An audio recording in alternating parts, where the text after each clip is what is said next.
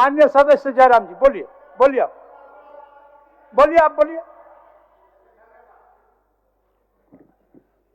धन्यवाद अध्यक्ष महोदय। मैं माननीय राज्यपाल महामहिम के अभिभाषण की सराहना करने के साथ साथ अभिभाषण के विपक्ष में कुछ बातें रखना चाहता हूं। माननीय राज्यपाल के अभिभाषण क्रम संख्या 6 में केंद्र सरकार से 1,36,000 करोड़ वापस लाने की बात कही है और सही भी है, और हर एक राज्य को उसका बाकी पैसा मिलना चाहिए, उनका हक मिलना चाहिए। लेकिन अध्यक्ष महोदय, मैं आपके माध्यम से सरकार से पूछना चाहता हूं कि राज्य के सभी बैंकों ने मिलकर 2019 से 2024 तक 5,55,018 करोड़ रुपए दूसरे राज्यों को भुगतान करने का कार्य किया है।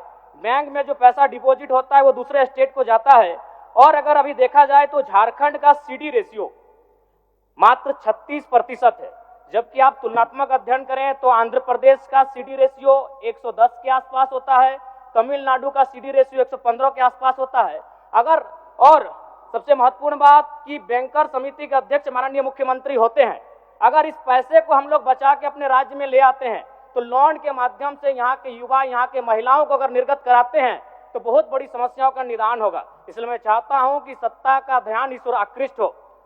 मैं आगे अध्यक्ष महोदय, राज्यपाल महोदय ने अपने अभिभाषण में शहीदों का जिक्र किया, शहीदों के विचारों को आत्मसात करने का जिक्र किया, लेकिन मैं कहना चाहता हूं कि शहीदों के उन्हें माला चढ़ाना, उनके विचारों को आत्मसात करने से कहीं ज्यादा जरूरी है शहीदों को सम्मान देना। मैं एक झारखंड, चूंकि माननीय मुख्यमंत्री भी झारखंड आंदोलनकारी के सुपुत्र, आज वो मुख्यमंत्री हैं, मैं भी एक झारखंड आंदोलनकारी का बेटा हूं, आज मैं विधायक के रूप में आपके बीच हूं, लेकिन आज असंख्य झारखंड आंदोलनकारी के परिवार है जो आज छत बिछत हो चुका है। इसलिए मैं चाहता हूं जिस प्रकार एसटी आरक्षण, ओबीसी आरक्षण और एससी आरक्षण, ईडब्ल्यूएस आरक्षण के साथ झारखंड आंदोलन की लड़ाई लड़ने वाले आंदोलनकारियों के परिवार को, आश्रितों को 5% आरक्षण की व्यवस्था की जाए, ये मैं सदन से मांग करता हूं। अध्यक्ष महोदय, थोड़ा सा और समय लूंगा। अब हो गया जयराम, जब सरकार का उत्तर होना है, अब सरकार, फिर बाद में फिर सेकंड पारी में मौका मिलेगा। मान्यवर 30 सेकंड, मान्यवर 30 सेकंड।